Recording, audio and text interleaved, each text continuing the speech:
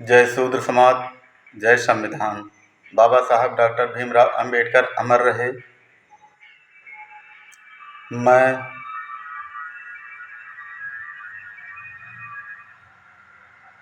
राष्ट्रीय अध्यक्ष शूद्र राजकुमार राजभर राष्ट्रीय आदर्श पिछड़ा दलित समाज पार्टी के तत्वाधान में पूरे भारतवासियों को तहे दिल से हार्दिक स्वागत वंदन अभिनंदन करते हैं। है मेरे शूद्र समाज के भाई, मैं आप लोगों से आह्वान करता हूँ। 4 वेद हैं, 4 वर्ण हैं, ऋग्वेद, यजुर्वेद, अथर्ववेद, सामवेद, और 4 वर्ण ही हैं। नंबर 1 ब्राह्मण, नंबर 2 क्षत्रिय, नंबर 3 वैश्य, नंबर 4 शूद्र। मेरे दोस्तों, ब्राह्मण में आप देख लीजिए, चाहे दुबे जी हों, तिवारी हों, चौबे हों, उपाध्याय हों, मिश्रा हों, द्विवेदी हों, कोई भी ब्राह्मण हों, कोई भी जात के हों, वो गर्व से कहते हैं कि मैं ब्राह्मण हूँ। अरे मेरे दोस्तों, हमें ब्राह्मण से सीख लेनी चाहिए, हमें उनसे सीख लेनी चाहिए। उसी प्रकार से क्षत्रिय में चाहे राजकुमार ठाकुर हो, चाहे रघुवंशी ठाकुर हो, चाहे केशवार ठाकुर हो, चाहे सूर्यवंशी ठाकुर हो, वो गर्व से कहते हैं कि मैं क्षत्रिय हूँ और क्षत्रिय हैं। तो हमें उनसे सीख लेनी चाहिए कि उसी प्रकार से वैश्य में अग्रहारी हैं, कलवार हैं, तेली हैं, जितने व्यवसाय वैश्य समाज के हैं, वो गर्व से कहते हैं कि मैं वैश्य हूँ। उसी प्रकार से शूद्र में आप देख लीजिए, चाहे राजकुमार में, शूद्र में आप चाहे राजभर हो, यादव हो, लोहार हो, कहार हो, नाव हो, धोबी हो, धनकार हो, पासी हो, खटिक हो, मुसहर हो, चमार हो, लुनिया हो, खटिक हो, मुसहर हो, मेरे दोस्तों, गर्व से कहिए कि हम शूद्र हैं। शूद्र कभी क्षत्रिय बन नहीं सकते, कभी ब्राह्मण बन नहीं सकते, कभी वैश्य बन नहीं सकते। तो मेरे दोस्तों, शूद्र कहने में हमें कोई दो राय नहीं है। इसलिए अगर हमें केंद्र और राज्य में शासन सत्ता लेना है, तो हमें जात पात की पार्टियों को छोड़ करके शूद्र समाज एक होना होगा। तभी जाकर के केंद्र में, राज्य में शासन सत्ता का चाबी हासिल होगा। हम जातिवार की पार्टियां बना बना करके हमें अपने भाई और भतीजे परिवार को देखते हैं, न कि हम समाज को देखते हैं।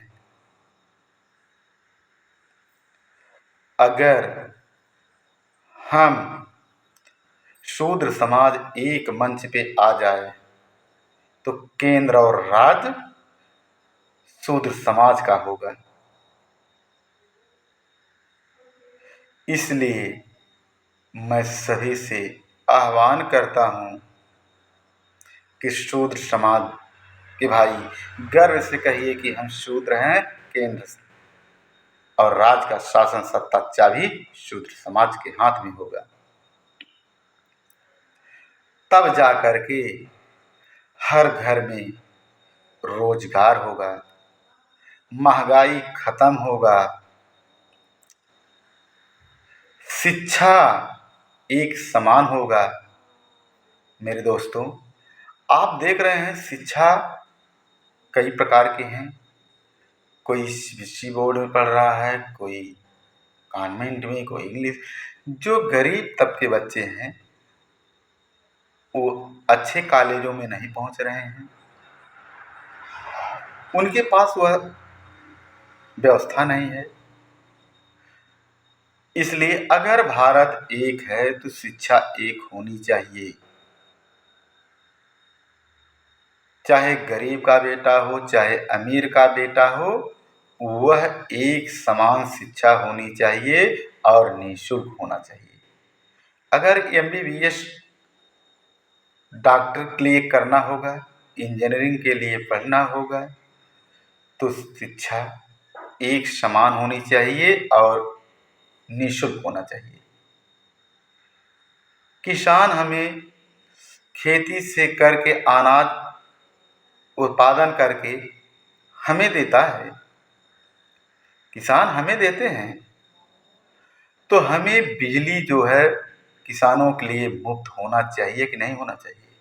किसानों के लिए बिजली मुफ्त होना चाहिए। शिक्षा निःशुल्क होना चाहिए। इसलिए हम आप सबसे निवेदन करेंगे कि आप लोग राष्ट्रीय आदर्श पिछड़ा दलित समाज पार्टी का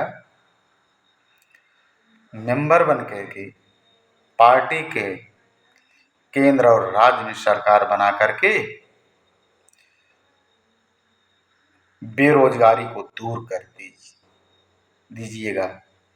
ये राष्ट्रीय पार्टी का एजेंडा है कि हर घर में नौकरी मिलेगा, चाहे गरीब हो, चाहे अमीर हो, चाहे हिंदू हो, चाहे मुस्लिम हो, चाहे सिख हो, चाहे ईसाई हो। राष्ट्रीय आदर्श पिछड़ा दलित समाज पार्टी सबका साथ, सबका विकास, सबका सम्मान करेगी और हर घर में रोजगार देगी। ये राष्ट्रीय पार्टी आदर्श पिछड़ा दलित समाज पार्टी का एजेंडा है। इसमें जात पात भेदभाव नहीं रहेगा। इसलिए मैं आप सभी से निवेदन करता हूँ, आप सभी जात पात को छोड़ करके एक मंच पे आने का आह्वान करता हूँ। एक मंच पे आकर के केंद्र और राज्य शासन सत्ता का चाबी लेकर के देश और प्रदेश का विकास करके सारे जनमानस में सबका साथ, सबका विकास करके, सबका सम्मान, सबका सुरक्षा करके अमन कायम चैन रहे। इन्हीं पर मैं अपनी वाणी को विराम देता हूँ। जय भीम, जय शूद्र समाज, जय संविधान। बाबा साहब डॉक्टर भीमराव अंबेडकर अमर रहे।